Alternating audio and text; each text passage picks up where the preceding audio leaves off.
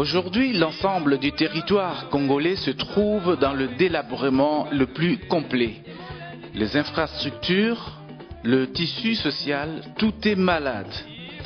Pour adoucir tant soit peu la misère du peuple, Mathieu Mobindi, fils du pays, s'emploie dans le domaine social.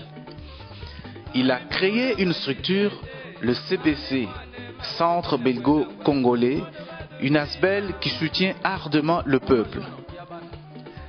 Ayant remarqué l'énergie inépuisable de ce digne fils congolais et sa volonté d'aider le peuple nécessiteux, le CULPAC, Conseil universel pour la paix, l'a élevé au rang d'ambassadeur et bâtisseur universel pour la paix. Et je suis vraiment très content pour lui-même qu'il ait reçu ce prix. C'est une belle récompense pour le bel être humain qu'il est. Ce sont ses efforts, son engagement qui viennent d'être couronnés aujourd'hui. Il y a ce réseau, cette toile d'araignée de bénévoles qui font que le monde existe encore. Parce que c'est par l'amour, c'est par la solidarité et c'est par des actions sur le terrain que la vie existe et pas autrement.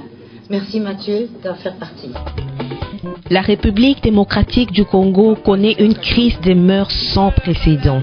L'école, qui doit être l'élément moteur pour galvaniser les esprits et canaliser les efforts, est elle-même confrontée à des difficultés sans mesure. Aujourd'hui, le plus grand pays d'Afrique centrale a atteint le plus grand taux de décrochage scolaire.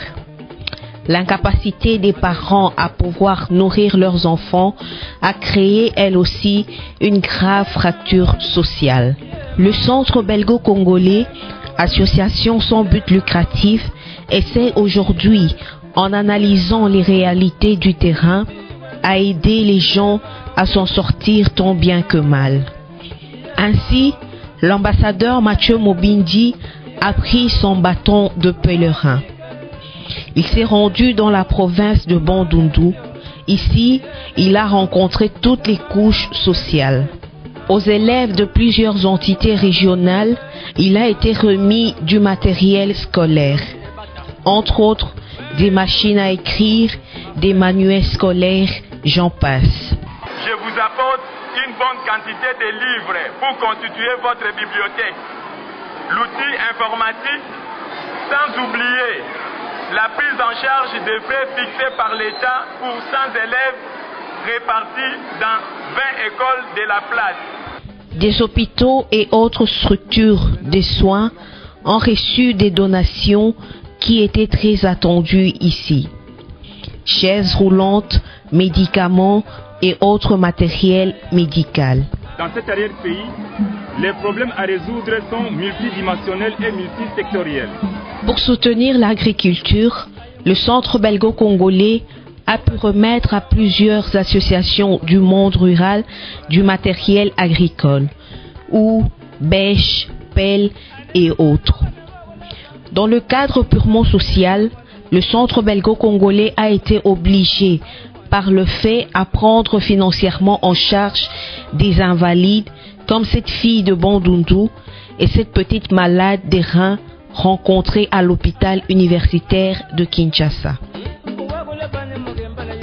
Dans le cadre de la recherche des solutions sur l'enseignement au Congo, le Centre belgo-congolais a organisé des conférences à Bruxelles.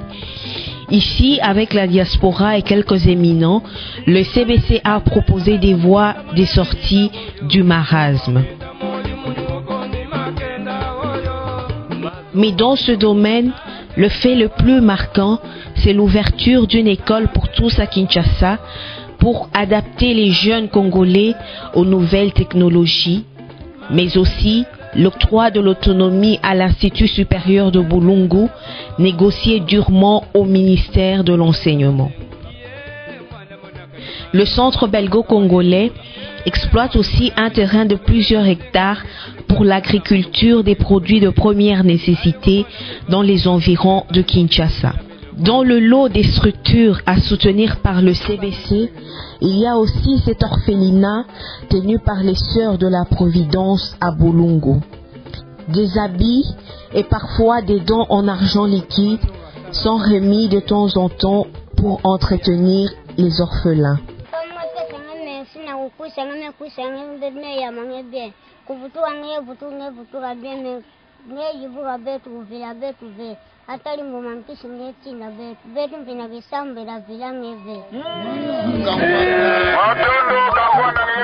Les enfants de rue à Kinshasa constituent aujourd'hui un casse-tête pour les dirigeants.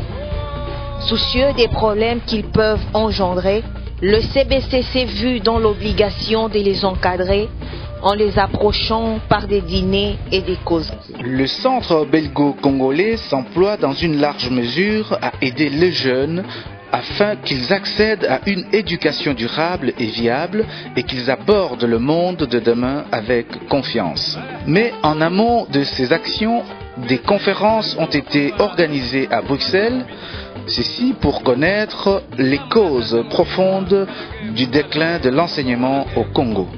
Je suis sûr que j'ai atteint des objectifs voulus. Cela est prouvé même par des questions, le nombre de questions que j'ai reçues et puis le genre, la qualité des questions qu'on m'a posées. En tout cas, je suis optimiste et sûrement que les gens m'ont suivi et ont compris le message. Voulant apporter des solutions à tous ces problèmes inhérents à l'éducation, le CBC Asbel a créé le collège belgo-congolais, véritable centre d'apprentissage de la vie. Ce collège devra, selon son objectif et dans le vrai sens du terme, éduquer ces jeunes espoirs de demain. Le CBC est donc appelé à jouer un rôle décisif dans l'épanouissement du Congolais. Enfants, hommes, femmes, personnes à mobilité réduite, malades sans soutien, plusieurs d'entre eux ont trouvé un grand réconfort au centre belgo-congolais. Kinshasa reste pour l'ambassadeur Mathieu Mobindi une plaque tournante pour ses activités. Les habitants ont des problèmes sérieux quant à leur survie. Pour cela, le centre belgo-congolais déploie plusieurs activités.